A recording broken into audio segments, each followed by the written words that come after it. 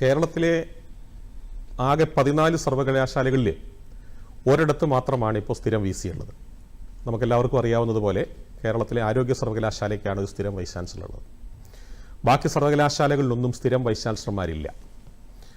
ഈ അവസ്ഥ അതീവ ദയനീയമാണ് എന്ന് ആദ്യമേ തുറന്ന് സമ്മതിക്കാൻ എനിക്ക് യാതൊരു മടിയുമില്ല. എനിക്ക് തോന്നുന്നു ഈ ചർച്ചയിൽ പങ്കെടുക്കുന്നവരോ കേൾക്കുന്നവർക്കിടയിലോ കേരളത്തിലെ സർവകലാശാലയിലെ സ്ഥിരം വൈസ് ചാൻസലർമാർ വേണമെന്നുള്ള കാര്യത്തിൽ ആർക്കെങ്കിലും അഭിപ്രായ വ്യത്യാസം ഉണ്ടാവുമെന്ന് ഞാൻ കരുതുന്നില്ല. എന്നാൽ സർക്കാരിൻ്റെ ഒരു പിടിവാശി കാര്യത്തിലുണ്ട്.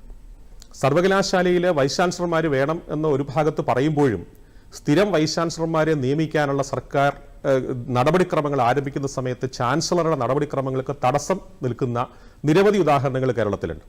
ഇപ്പോൾ കേരള സർവകലാശാലയിൽ ഞാൻ അതിൻ്റെ നേർ അനുഭവസ്ഥനാണ്.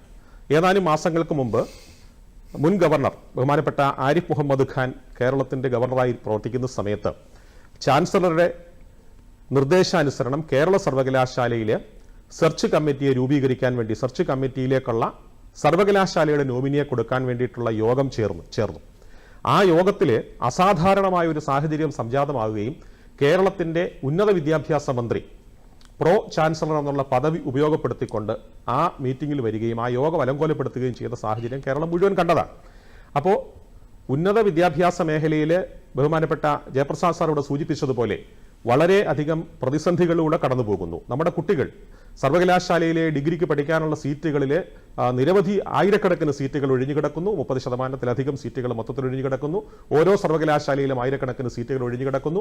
കൂടുതൽ കുട്ടികൾ അന്യ സംസ്ഥാനത്തേക്ക് പോകുന്നുണ്ട്. അതിലേറെ കുട്ടികൾ അന്യരാജ്യങ്ങളിലേക്കും പോകുന്നുണ്ട്. കേരളം പ്രിഫർ ചെയ്യുന്നില്ല. അതിൻ്റെ നിരവധി കാരണങ്ങളുണ്ട്. അത് അടുത്ത ഘട്ടത്തിലേക്ക് പോകാമെന്ന് ഞാൻ കരുതുന്നു. ആ ഒരു സന്ദർഭത്തിൽ നമ്മുടെ ഉന്നത വിദ്യാഭ്യാസ മേഖലയുടെ വാതായനങ്ങളായിട്ടുള്ള അതിലെ നക്ഷത്ര പ്രകാശം ചൊരിഞ്ഞുകൊണ്ട് നിൽക്കുന്ന സർവകലാശാലകൾ ഭരിക്കാൻ, സ്വതന്ത്രവും നിഷ്പക്ഷവുമായിട്ടുള്ള നിയമനങ്ങൾ അവിടെ നടക്കാൻ, അവിടെ ഗുണമേന്മയുള്ള ആളുകൾ സർവകലാശാലയുടെ പദവികളിൽ എത്താൻ സർക്കാർ ആഗ്രഹിക്കുന്നില്ല. നമുക്കറിയാം, സർവകലാശാലയുടെ വൈസ് ചാൻസലർ നിയമിക്കാൻ നിലവിൽ ഉള്ള സംവിധാന പ്രകാരം ഒരു സെർച്ച് കമ്മിറ്റി രൂപീകരിക്കേണ്ടതായിട്ടുണ്ട്. 3 അംഗങ്ങളാണ് ആ സെർച്ച് കമ്മിറ്റിയിൽ വരേണ്ടത്. ഒന്ന് UGCയുടെ നോമിനി ആയിരിക്കണം, രണ്ടാമത് ചാൻസലറുടെ നോമിനി ആയിരിക്കണം, മൂന്നാമത്തെ പ്രതിനിധി അതത് സർവകലാശാലയുടെ നോമിനി ആയിരിക്കണം.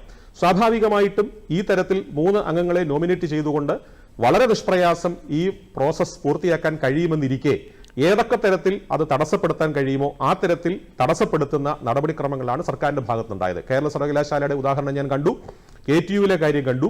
അവിടെ സർക്കാർ സ്റ്റേ വാങ്ങിക്കുകയാണ്. ഒരു ഭാഗത്ത് സർക്കാരിനെ അനുകൂലിക്കുന്ന ആളുകളും പറയുന്നു, എന്തേ കേരളത്തിൽ സർവകലാശാലകൾക്ക് സ്ഥിരം വൈസ് ചാൻസലർമാരില്ല, ഇല്ലാത്തതിന്റെ കാരണം സർക്കാരിന്റെ പിടിവാശിയാണ്. സർവകലാശാലയുടെ വൈസ് ചാൻസലർമാർ തങ്ങളുടെ നോമിനി ആയിരിക്കണം, അല്ലെങ്കിൽ തങ്ങൾ ഇഷ്ടപ്പെടുന്നവരെ അവിടെ ആകാവൂ. എന്തെല്ലാം അഭ്യാസങ്ങൾ ഈ സർക്കാർ കാട്ടിക്കൂട്ടിയിട്ടുണ്ട്. ഈ കഴിഞ്ഞ സർക്കാരിന്റെ കാലത്തൊരു ബില്ല് 5 അംഗങ്ങൾ, നിലവിൽ സെർച്ച് കമ്മിറ്റിയിലെ 5 അംഗങ്ങളെ 3 അംഗങ്ങളെ 5 ആക്കി 2 സർക്കാർ നോമിനികളെ ഉൾപ്പെടുത്തിക്കൊണ്ട് 5 പേരടങ്ങുന്ന ഒരു സെർച്ച് കമ്മിറ്റി വേണം. സ്വാഭാവികമായിട്ട് സർക്കാരിന് മേൽക്കൈ കിട്ടുന്ന തരത്തിൽ ഒരു പരിവർത്തനം കൊണ്ടുവന്ന് ആ ബില്ല് അതിന്റെ ഭാവി എന്തായി എന്ന് നമുക്കറിയാം. ഇപ്പോൾ വീണ്ടും പുറംവാതിൽ കൂടി ആ സർവകലാശാലകളുടെ ഭരണം പിടിക്കാനുള്ള ശ്രമമാണ് സർക്കാരിനുള്ളത്. ഈ സർക്കാരിന്റെ ദുർവാശി, ഈ തരത്തിലുള്ള രാഷ്ട്രീയ താല്പര്യം മറികടന്നാൽ നിഷ്പ്രയാസം കേരളത്തിലെ സർവകലാശാലകളിൽ സ്ഥിരം വൈസ് ചാൻസലർമാരെ നിയമിക്കും എന്ന് തന്നെയാണ് എന്റെ വിശ്വാസം.